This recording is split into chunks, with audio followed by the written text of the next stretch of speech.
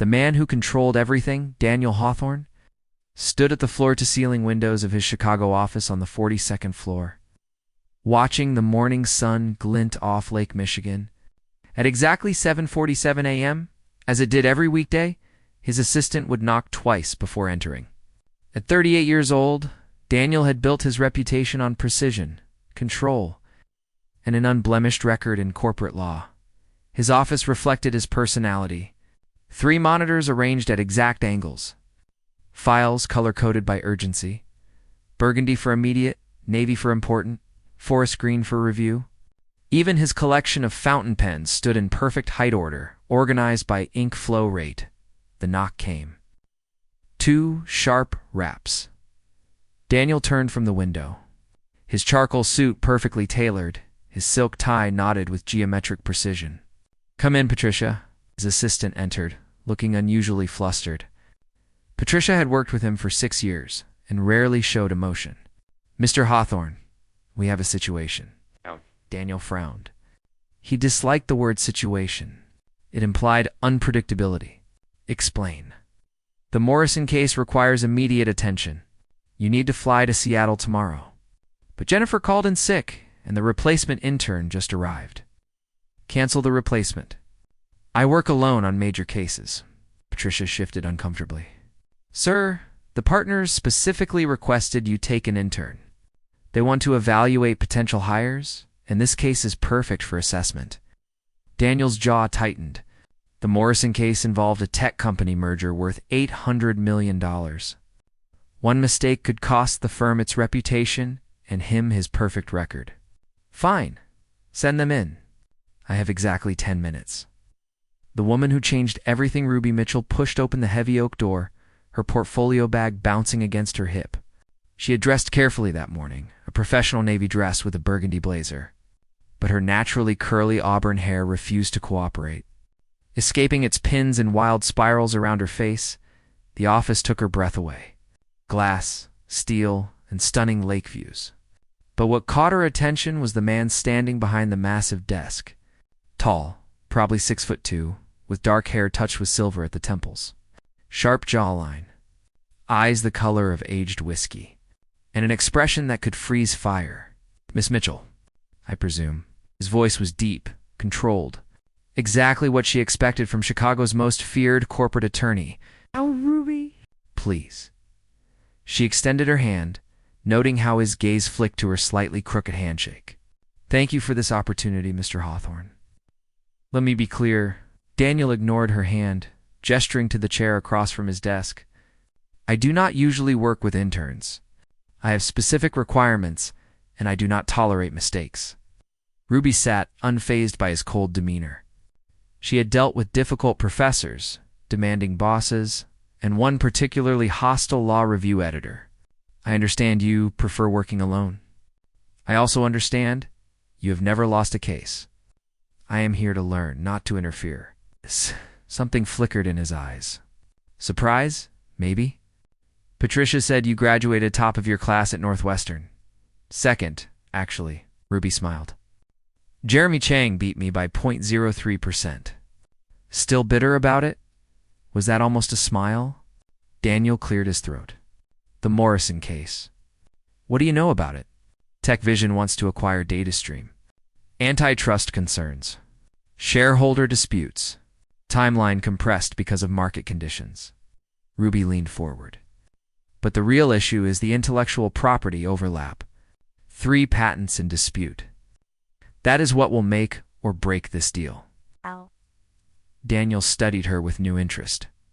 "You have done your research. I always do." Ruby met his gaze directly. "Mr. Hawthorne, I know my arrival is inconvenient, but I promise you will not regret bringing me on this case." The rules of engagement. Daniel spent the next hour outlining his expectations. Ruby listened, occasionally taking notes in a leather journal that looked well-used and slightly battered. This bothered him more than it should. "Your note-taking system is inefficient," he commented, gesturing to her journal. "I use a digital system with cloud backup and searchable tags." Ruby glanced up, pen poised. "I remember better when I write by hand." Studies show that physical writing improves memory retention by 35%. Studies also show that digital systems reduce transcription errors. Only if you type accurately. Ruby smiled sweetly. I have dyslexia. My handwriting is terrible, but I do not make typos on paper. Daniel blinked. He had not expected that answer. I see. Do you? Ruby closed her journal. Look, Mr. Hawthorne, I appreciate that you have a system. It clearly works for you. But I also have a system. Maybe we could try combining our approaches instead of assuming yours is the only correct one. No one talked to him like this. Ever. Daniel should have been annoyed. Instead, he felt oddly intrigued. We leave for Seattle at 6 a.m. tomorrow. Do not be late. I will be there at 5:45. Ruby stood, smoothing her dress. And Mr. Hawthorne? I drink coffee, strong with cream, just in case you were wondering. After she left, Daniel sat in silence, staring at the door. Patricia appeared moments later. Well? His assistant asked. She is either brilliant or insane. How? Daniel shook his head. Possibly both. The trip that changed everything the next morning? Daniel arrived at O'Hare at 5:30 a.m., carrying his perfectly organized briefcase and rolling suitcase. He expected to wait for Ruby. Instead, he found her already at the gate. 2 coffee cups in hand. Strong black, no sugar. She handed him one. I guessed based on the whole minimalist perfectionist thing you have going on. Daniel accepted the coffee, surprised. How did you know I would be early? Patricia mentioned you arrived 30 minutes before any scheduled departure. Ruby sipped her own coffee. Also mentioned you hate small talk on flights, prefer the aisle seat, and read the Wall Street Journal during takeoff. Patricia talks too much. Patricia cares about you. Ruby settled into her seat. She also said you work too hard and forget to eat. So I brought granola bars. Daniel wanted to protest, but found himself accepting the granola bar. It was organic, low sugar, exactly what he would have chosen. You are very observant. I pay attention to people. Ruby pulled out her journal. It is how I figure out what they need before they ask. The flight passed in comfortable silence. Daniel read his newspaper while Ruby made notes. Occasionally, she would ask a sharp question about the case, showing an understanding that impressed him despite his resistance. The hotel. Mistake, the Fairmont Olympic in Seattle welcomed them with elegant efficiency. Daniel approached the reception desk with his confirmation number ready. 2 rooms. The receptionist, a young woman with a professional smile, typed rapidly. Her expression shifted to concern. Mr. Hawthorne, I apologize. We have your reservation, but it shows only 1 suite. That is impossible. I specifically requested 2 separate rooms. Yes, sir. I see the note here. Unfortunately, due to a tech conference in town, we are completely booked. But your suite has a separate bedroom and a very comfortable sofa in the living area. Daniel felt his control slipping. This is unacceptable. Call your manager. Already here, sir. A tall man in an immaculate suit appeared. I am deeply sorry for this error. We can arrange accommodation at our sister hotel across town, but I must warn you, it is a 45-minute drive in current traffic. Ruby stepped forward. When is our meeting with the Morrison team? Tomorrow at 8 a.m., Daniel answered automatically, and we need tonight to prepare. Ruby turned to him. Mr. Hawthorne, we are adults. We can share a suite for 1 night. The sofa will be fine for me. Every instinct screamed at Daniel to refuse. Sharing accommodation with a female intern violated every professional boundary he maintained. But Ruby was right. They needed tonight to prepare, and losing 3 hours to commuting would compromise their case review. Fine. The word felt like surrender. We will make it work. As they rode the elevator to the suite, Daniel kept careful distance from Ruby, acutely aware of her presence. She smelled like vanilla and something floral he could not identify. Her hair had escaped its pins again, curling wildly around her shoulders. The suite was spacious, elegantly furnished with views of Puget Sound. 1 bedroom with a king bed. 1 living area with a sofa that looked reasonably comfortable. I will take the sofa, Daniel declared immediately. You're 6'2". That sofa is maybe 5'8". Ruby dropped her bag by the bedroom door.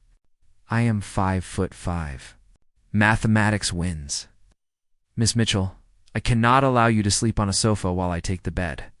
It is not appropriate. Ruby turned to face him fully, hands on hips. Mr. Hawthorne, let me be very clear. I am not some delicate flower who needs protecting. I am a lawyer who can make her own decisions about where she sleeps. You need to be sharp tomorrow. That means proper rest. I will be fine on the sofa. They stared at each other, neither willing to back down. Finally, Ruby smiled.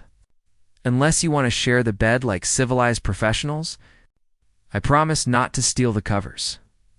Daniel felt heat rising in his face. That would be completely inappropriate. Then the sofa it is. For me, case closed. Ruby began unpacking her laptop. Now, can we please focus on the actual reason we are here? Daniel wanted to argue further, but Ruby had already spread documents across the coffee table, her attention completely absorbed by the case. Watching her work, the way she bit her lower lip when concentrating, the way her fingers traced lines of text. Daniel realized something troubling. Ruby Mitchell was going to complicate his perfectly organized life in ways he could not begin to predict, and somehow, that did not terrify him as much as it should. Working through the night, Ruby spread documents across every surface of the suite's living area. Files covered the coffee table, the dining table, even portions of the floor.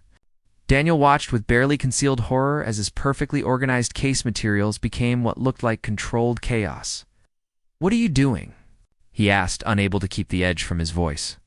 Creating a visual map, Ruby stood back, surveying her work. See, traditional organization is linear, but this case has multiple threads that intersect. If we can see all the connections at once, we might spot patterns the other side missed. Oh. Daniel stepped closer, ready to criticize. Then he actually looked at what she had created. Ruby had arranged the documents by relationship, not category. Patent disputes connected to shareholder agreements. Timeline discrepancies linked to financial projections. It was unconventional, messy, and absolutely brilliant. This is not how I work, he said quietly. I know. Ruby glanced at him, her hazel eyes catching the lamplight. But maybe it could be. Just for tonight. Something in her voice made Daniel pause. She was not challenging him. She was inviting him to see differently. Against every instinct, he nodded. Show me your logic. The next 3 hours, they worked side by side. Ruby explained her visual system, while Daniel added his analytical structure. She thought in connections and intuition. He thought in sequences and evidence. Together, they built something neither could have created alone. Here, Ruby pointed to a financial statement dated March 15th. This number does not match the projection from February. Look at the variance. Daniel leaned closer, his shoulder brushing hers. He caught that vanilla scent again, mixed with coffee and something uniquely Ruby. That is a $3 million discrepancy. Look what happened between February and March. Ruby pulled up another document. DataStream hired a new CFO. What if the previous CFO was manipulating numbers to make the acquisition more attractive? Daniel felt excitement building, the thrill of discovering something crucial. If we can prove financial misrepresentation, we can renegotiate the entire deal structure. Ruby grinned, and Daniel noticed a small dimple in her left cheek. Now, you are seeing what I see. How did you spot this? I reviewed these documents 3 times. You were looking for legal issues? I was looking for human behavior. Ruby stretched, her dress riding up slightly. Daniel forced his gaze back to the documents. Numbers do not lie, but people do. The question is always why. Midnight confessions at midnight, they ordered room service. Daniel protested the late meal, but Ruby insisted. Your brain cannot function on granola bars and coffee. The food arrived. Grilled salmon, roasted vegetables, and crusty bread. They ate at the dining table, case files temporarily pushed aside. Can I ask you something personal? Ruby broke the comfortable silence. Daniel tensed. That depends on the question. Why law? Why corporate mergers and acquisitions? It seems so impersonal for someone who clearly cares about getting things right. No one had asked him that in years. Daniel set down his fork, considering. My father owned a small manufacturing company. When I was 12, a larger corporation acquired it. They promised to keep all employees, maintain operations. Within 6 months, they gutted everything. My father lost his business, his workers lost their jobs, and the acquiring company made millions. Ruby stopped eating, her full attention on him. I am sorry. I decided then that I would learn how these deals work. How to protect people, or at least ensure everyone understood what they were really agreeing to. Daniel smiled without humor. Ironic that I ended up representing the large corporations. But you do it with integrity. Ruby leaned forward. Patricia told me you once walked away from a $15 million deal because you discovered the client was hiding environmental violations. Patricia definitely talks too much. But Daniel felt warmth at Ruby's words. That case cost me a partnership vote. You could still sleep at night. Ruby's expression was soft. That matters more than partnerships, does it? Daniel heard the bitterness in his own voice. I am 38 years old. I've built the perfect career, the perfect reputation, the perfect life. But sometimes I wonder what I sacrificed to achieve perfection. Ruby reached across the table, her hand covering his. The touch was electric. Perfection is overrated. I would take real over perfect any day. Daniel looked at their joined hands, feeling something crack inside his carefully constructed walls. Ruby, I should not be telling you these things. You are my intern. Right now, I am just someone having dinner with someone else. Ruby squeezed his hand gently. Sometimes we all need to be real instead of perfect. The elevator incident the next morning, they arrived at Morrison Industries with 20 minutes to spare. Daniel wore his navy power suit. Ruby had chosen a sharp charcoal dress with minimal jewelry. They looked like the ultimate professional team. Remember, Daniel said as they entered the building, let me lead the discussion. Observe, take notes, but do not speak unless I indicate. Ruby nodded, her expression unreadable. The meeting was scheduled on the 18th floor.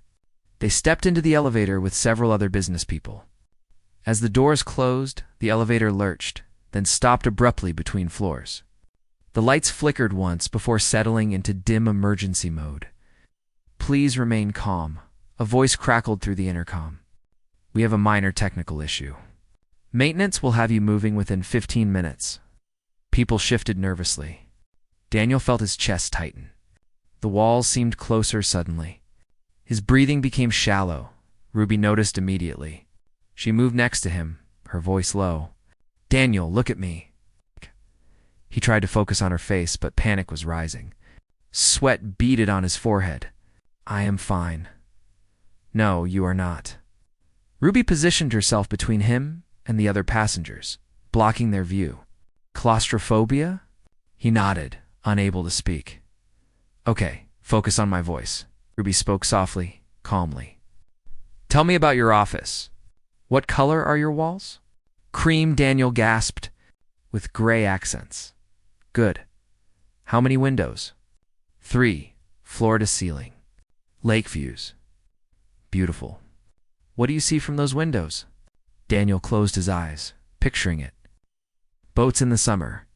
Ice formations in winter. Sunrise at 6:47 a.m. You know the exact time of sunrise. Ruby almost smiled. Of course you do. Keep going. Tell me more. For 10 minutes, Ruby kept Daniel talking, grounding him with details, distracting him with questions. The other passengers watched curiously, but Ruby ignored them. Her complete attention on Daniel. When the elevator finally jerked back to life, Daniel had regained most of his composure. As the doors opened, he sagged slightly against the wall. Thank you, he whispered to Ruby. She touched his arm briefly. That is what partners do. They catch each other when they fall. The meeting that changed everything, the meeting with Morrison Industries, went better than expected. Daniel presented their findings about the financial discrepancies with his usual precision. But then, something unexpected happened. The Morrison CFO, an older woman named Helen Crawford, leaned back in her chair. Your analysis is solid, Mr. Hawthorne, but you are missing something. Daniel frowned. He never missed things. I welcome your insight. Helen looked at Ruby. You've been very quiet, Ms. Mitchell. What is your take on this situation? Ruby glanced at Daniel, who gave a slight nod. She stood, moving to the presentation screen. May I? Helen gestured for her to proceed. Ruby pulled up the financial timeline. Mr. Hawthorne focused on the numbers, which revealed clear discrepancies. But I looked at the people. Your former CFO, Mr. Robert Chen, was diagnosed with early-onset dementia 8 months before these errors began appearing. The room went silent. Helen's expression shifted from defensive to surprised. I spoke with his former assistant this morning, Ruby continued gently. She confirmed that Mr. Chen struggled with numbers in his final months, but refused to admit it. He was proud, scared, trying to hold on to his position. These were not deliberate manipulations. They were mistakes made by a man losing his abilities and too frightened to ask for help. Helen's eyes glistened. Robert was my mentor for 20 years. When he retired suddenly, he said it was for health reasons. I never knew the specifics. I am sorry for your loss. Ruby's voice was genuine. But this changes the legal implications. These were not fraudulent misrepresentations. They were tragic errors that should be corrected, not punished. Oh. Daniel watched Ruby command the room with compassion and intelligence. She had done something he never could have. She had found the human story beneath the legal facts. After the meeting, they walked back to the hotel in silence. The meeting had concluded with a new agreement structure that protected both companies and honored Robert Chen's legacy. Daniel had received praise from the Morrison team, but he knew the real victory belonged to Ruby. That was extraordinary, he finally said as they reached their suite. How did you know about Robert Chen? I called his former assistant last night while you were reviewing contracts. Ruby set down her bag. Something about the pattern of errors felt human, not calculated. I wanted to understand who made them and why. You showed compassion in a corporate law setting. That is rare. Daniel moved closer to her. Ruby, you are going to be an exceptional lawyer. She looked up at him, and suddenly the space between them felt charged with possibility. Daniel. He called me Daniel? Not Mr. Hawthorne. In the elevator, you were not my boss. You were just a person who needed help. Ruby's voice softened. I have been thinking about that a lot today. Daniel knew he should step back, maintain professional distance. Instead, he raised his hand, gently tucking a curl behind her ear. I have been thinking about you a lot. More than is appropriate or wise. What if appropriate and wise are overrated? Ruby's breath hitched as his fingers lingered near her cheek. Ruby, I am your supervisor. There are rules, boundaries, professional ethics. I know. She placed her hand over his, holding it against her face. But what if just for a moment, we were not lawyer and intern? What if we were just Daniel and Ruby, two people who see each other? Every rational thought told Daniel to walk away. His career, her career, professional reputation, all of it at risk. But looking into Ruby's eyes, seeing himself reflected there, not as the perfect attorney, but as simply himself, something inside him surrendered. If we were just Daniel and Ruby, he whispered, his thumb tracing her cheekbone, I would tell you that you have been driving me crazy since the moment you walked into my office, that your chaos disrupts my order in the best possible way, that I have never met anyone who makes me want to be less perfect and more real. And I would tell you, Ruby rose on her toes, bringing her lips close to his, that your precision and care make me feel safe, that your dedication inspires me, that I see past the control to the man who carries other people's pain because he wants to protect them. This is completely inappropriate, Daniel murmured, even as his other hand found her waist. Completely, Ruby agreed, her lips now a breath from his. We should not do this. We absolutely should not. Ruby, her name was a question and a surrender. Daniel, his name was her answer, when their lips met. It was soft and tentative, a question neither had fully asked. Then Ruby's hand slid to the back of his neck, and Daniel pulled her closer. And the kiss deepened into something neither could deny. They broke apart, breathing hard. Daniel rested his forehead against hers. What have we done? Started something real, Ruby smiled. Something imperfect and complicated and absolutely worth it. The morning after, Daniel woke before dawn, his internal clock precise as always. But instead of his own bed, he found himself on the sweet sofa, Ruby curled against his chest. They had talked until 3 a.m., sharing stories and fears, building something fragile and precious. He watched her sleep, her face peaceful, curls spread across his shoulder. This brilliant, chaotic woman, who had crashed into his ordered existence and made him question everything he thought he wanted. Ruby stirred, her eyes opening slowly. Morning. Morning. Daniel felt awkward suddenly, uncertain. We should talk about last night, should we? Ruby sat up, running her fingers through her tangled hair. Or should we just acknowledge that something real happened between us and figure out what to do next? Ruby, I am still your supervisor. This violates professional boundaries. Then we change the boundaries. Ruby stood, moving to the window. Morning light illuminated her profile. There has to be a way to do this right. Daniel joined her at the window. What are you suggesting? Give me time to think. Ruby turned to him, determination in her eyes. I am good at finding solutions others miss. Let me work on this. Return to Chicago. The flight home felt different. They maintained professional distance in public, but their hands found each other during turbulence. Small touches that meant everything. Back at the office, they fell into a careful dance. Daniel maintained his usual demanding standards. Ruby performed flawlessly, but there were moments. A shared glance across the conference room, his hand brushing hers when passing documents. The way she brought him coffee at exactly 3 p.m. when his energy flagged. Patricia noticed everything. 3 days after Seattle, she cornered Ruby in the break room. So you and Daniel. Ruby nearly dropped her coffee mug. I do not know what you mean, please. Patricia smiled knowingly. I have worked with that man for 6 years. He has never once smiled at his phone until this week. And you have the same expression when you think no one is watching? Ruby considered denying it, then sighed. Is it that obvious? Only to someone who knows him well. Tricia's expression turned serious. Listen, Daniel is a good man. The best I have worked with, but he will sacrifice his own happiness before risking your career. You understand that? I do. Ruby met Patricia's gaze. That is why I have a plan. The plan. Ruby had spent every evening researching company policies, precedent cases, and creative solutions.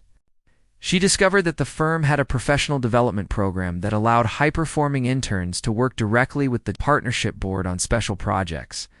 Participants reported to the managing partner, not individual attorneys. It was perfect. She would complete her internship under Daniel, then transition to the partnership program.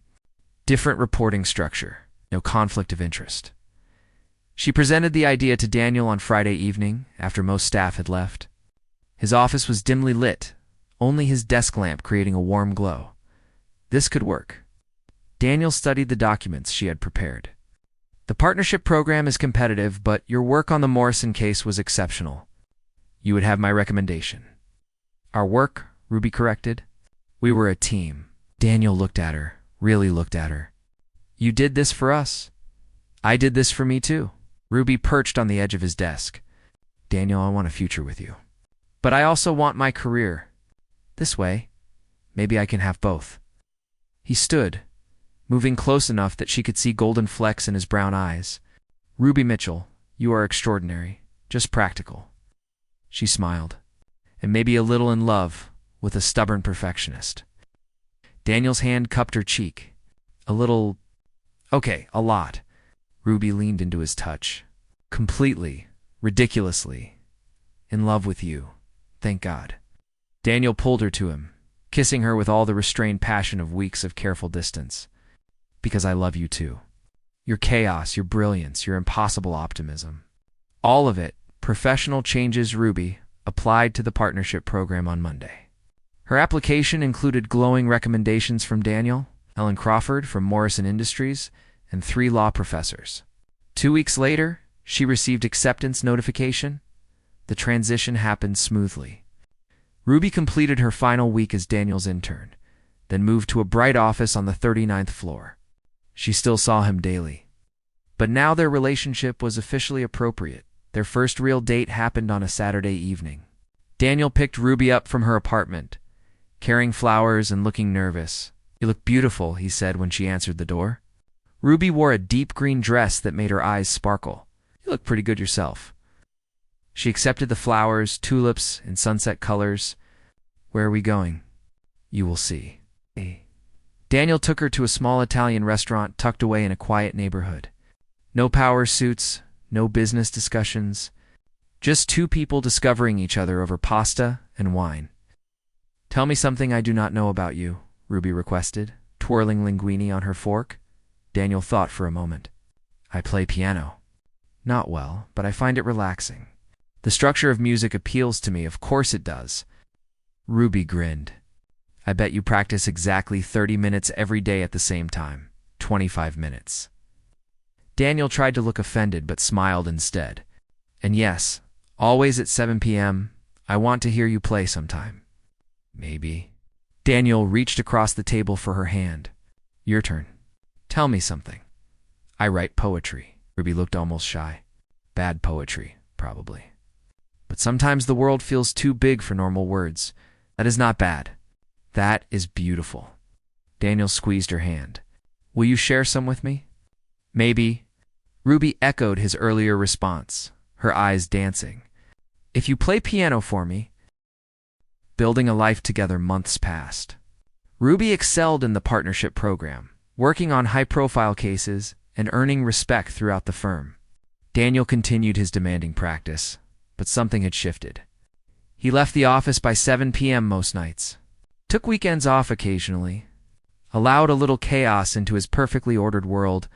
They spent evenings at his apartment, which slowly transformed with Ruby's presence.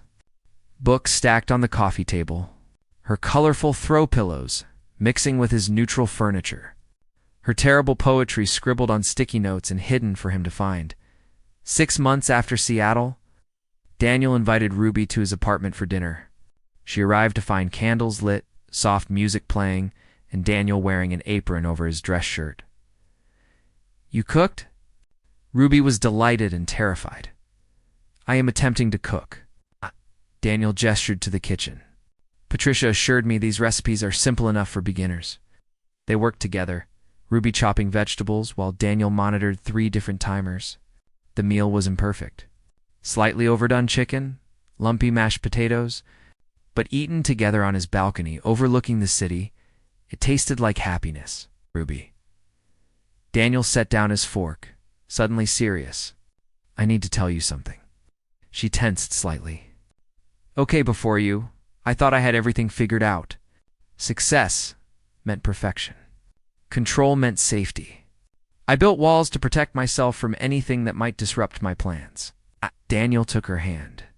"Then you walked into my office with your chaos and your compassion and your terrible handwriting, and you destroyed every wall I had built." "Daniel, let me finish." He smiled, vulnerable and open in a way she had once thought impossible. "You taught me that perfection is not the goal. Connection is. That control is not safety. What trust is. You made me want to be messy and human and real. You taught me things too." Ruby squeezed his hand. "That discipline is not rigidity. That caring about details means caring about getting things right. That someone can see all your imperfections and love you more for them, not less." Daniel stood, pulling her up with him. Against the backdrop of city lights and evening stars, he kissed her softly. "Move in with me." Ruby pulled back, surprised. "Really?" "Really." Daniel cupped her face in both hands. "I want your books everywhere. I want to find your poetry notes in random places. I want to trip over your shoes and listen to you sing off-key in the shower. I want all of your beautiful chaos mixing with my order." "My beautiful chaos?" Ruby laughed through happy tears. "Most beautiful chaos I have ever known." Daniel kissed her again. "What do you say?" Ruby answered by kissing him back, pouring everything she felt into that connection. When they finally broke apart, she whispered against his lips, "Yes, absolutely yes." 6 months later, Ruby stood in what was now their apartment, hanging a framed photo from Seattle. Daniel came up behind her. wrapping his arms around her waist. "I still cannot believe you kept the hotel receipt from that trip," he murmured against her hair. It was where everything changed. Ruby leaned back against him, where the strict billionaire lawyer finally admitted he might be human after all. Might be? Daniel turned her around, his eyes warm with love and humor. "I am completely human. You made sure of that, good." Ruby kissed him softly. "Because I fell in love with the human, not the lawyer." Got both? Daniel's arms tightened around her. "The lawyer who loves precision, and the man who loves you. All of me, Ruby. Forever, if you will have me." Forever sounds perfect. Ruby smiled against his lips. Perfectly imperfect. Around them, their apartment reflected their joined lives. His organized shelves next to her creative clutter, his classical music mixing with her indie playlists, order and chaos, precision and spontaneity. Finding balance in love, the strict billionaire lawyer had learned that some rules were meant to be broken. That perfection was overrated compared to real connection. That letting someone past your walls was not weakness, but the greatest strength of all. And Ruby had learned that discipline could be love, that protection could be tenderness, that sometimes the most unexpected person could become your perfect match. Together, they had created something neither could have built alone. Not perfect, but real. Not controlled, but right.